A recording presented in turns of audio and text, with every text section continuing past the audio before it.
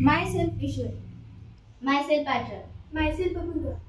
Today we are come here to take an interview of a Ganesh Rinde sir. The sir completed his BMS in Nagpur. So let's we start our interview. Sir, तुमच्याविषयी व तुमच्या education विषयी आम्हा विद्यार्थ्यांना थोडीशी माहिती द्या. माझं BMS झालेलं आहे आणि मी गेल्या 9 वर्षापासून प्रॅक्टिस करतो. जनरल प्रॅक्टिस मी करतो इथे बुलढाण्यामध्ये. ठीक आहे सर, तुम्हाला तुमचे एज्युकेशन पूर्ण करण्यासाठी किती वर्ष लागले? तसं मेडिकल फील्डच्या कुठल्याही डिग्री कोर्सेसला जवळपास 4.5 वर्षाची डिग्री आणि 1 वर्ष इंटर्नशिप असं असतं आणि आमच्या BMS लाही 4.5 वर्ष कॉलेज आणि 1 वर्ष इंटर्नशिप असं सगळं मिळून मला 5.5 वर्ष लागलेले आहेत. सर, तुमच्या फील्ड विषयी थोडं मार्गदर्शन करा. माझ्या फील्डविषयी मार्गदर्शन करायचं म्हटलं तर त्याला खूप वेळ लागेल आणि थोडक्यात सांगायचं म्हटल्यानंतर मेडिकल फील्डमध्ये तुम्हाला करिअर करण्यासाठी अगोदर आता 11-12 नंतर जे नीट आहे, नीट थ्रू तुम्ही मेडिकल फील्डमध्ये कुठल्याही डिग्री कोर्सेसला ॲडमिशन घेऊ शकता आणि डिग्री कोर्सेस पूर्ण करू शकता. जसे की MBBS आहे, BDS आहे, BHMS आहे, BAMS आहे, या प्रकारचे डिग्री कोर्सेस खूप सारे मेडिकल फील्डमध्ये आहेत. सर, आमच्यापैकी काही विद्यार्थ्यांना तुमच्या फील्डमध्ये जायचं असेल तर आम्हाला काय करावे लागेल? मी अगोदर सांगितल्याप्रमाणेच की तुम्हाला 11-12 नंतर सध्या तरी आता नीट आहे.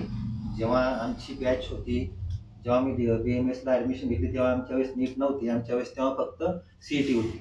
आमच्या बॅच नंतर नीट हा प्रकार आला आणि आता इथून पुढे समोर आणखी 5-10 वर्षांच्या यामध्ये काय चेंजेस येतील सांगता येत नाही, पण सध्या तरी नीट आहे. तुम्हाला 11-12 नंतर नीटची एक्झाम देऊन त्या थ्रू तुम्ही मेडिकल कोर्सेसला किंवा BMS ला ॲडमिशन घेऊ शकता.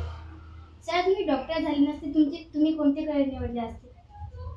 मी डॉक्टर झालो नसतो तर मी करिअर कुठलं निवडलो असतो? ॲक्च्युली हा प्रश्नच माझ्यासाठी खूप मोठा आहे. मी जेव्हा 4th स्टँडर्डला होतो तेव्हाच मी डिसाईड केलेलं होतं की मला डॉक्टर्स बनायचे आणि तरी पण जर समजा एखादं चुकून मी झालोच नसतो तर मी सोशल वर्कमधली अशी कुठली फील्ड निवडली असते. कारण की मी डॉक्टर्स होण्यामागचं माझं कारण हेच होतं की मी समाजाचं काहीतरी एक देणं मला करायचं आहे आणि समाजाला मी काहीतरी करू शकलो पाहिजे. सर, तुम्ही तुमच्या करिअरची सुरुवात कुठून केली? माझ्या करिअरची सुरुवात म्हणजे डिग्रीसाठी मी नागपूरला ॲडमिशन घेतली BMS साठी आणि त्यानंतर मी माझं नेटिव्ह गाव आहे ते दुधा म्हणून तिथे मी प्रॅक्टिसला सुरुवात केली. मी गेल्या 9 वर्षापासून प्रॅक्टिस करतोय आणि सोबत मी बुलढाण्यामध्ये पण प्रॅक्टिस आता चालू केलेली आहे.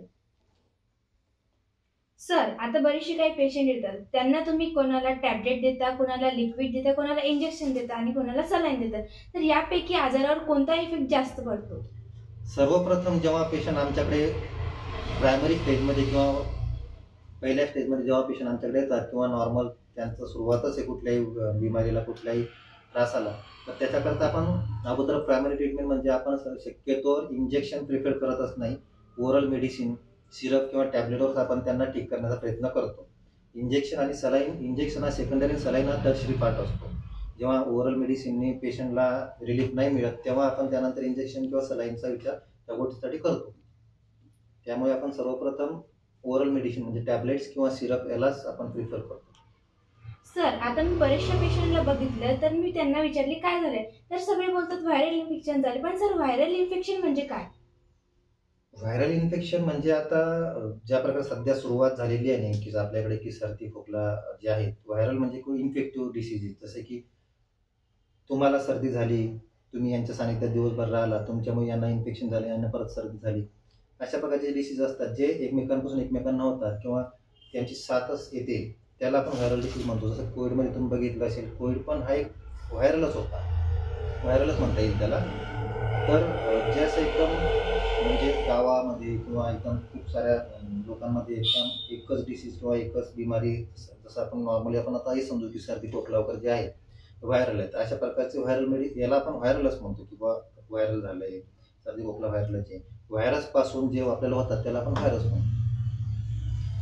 सर, व्हायरल इन्फेक्शनसाठी वाचण्यासाठी काय करावं?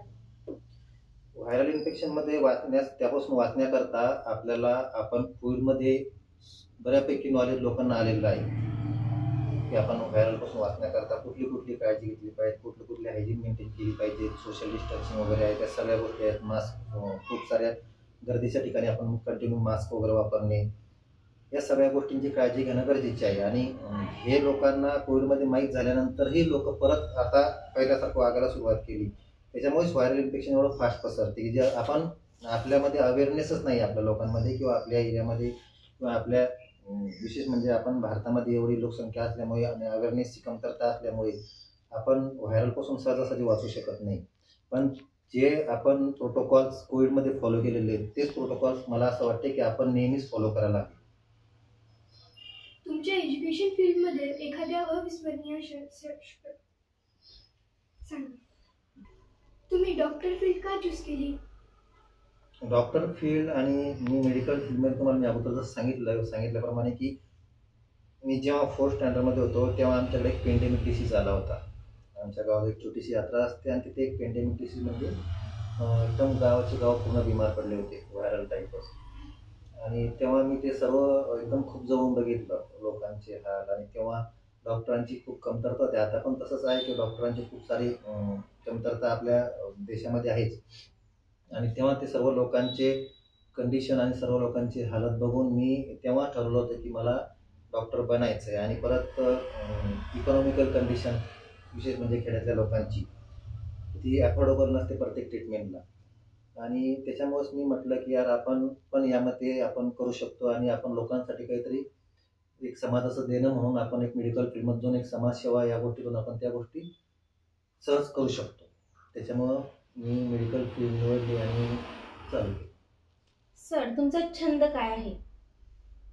माझा असा विशेष छंद तर आता सध्या असं प्रॅक्टिसमुळे वेळच नाही मिळत.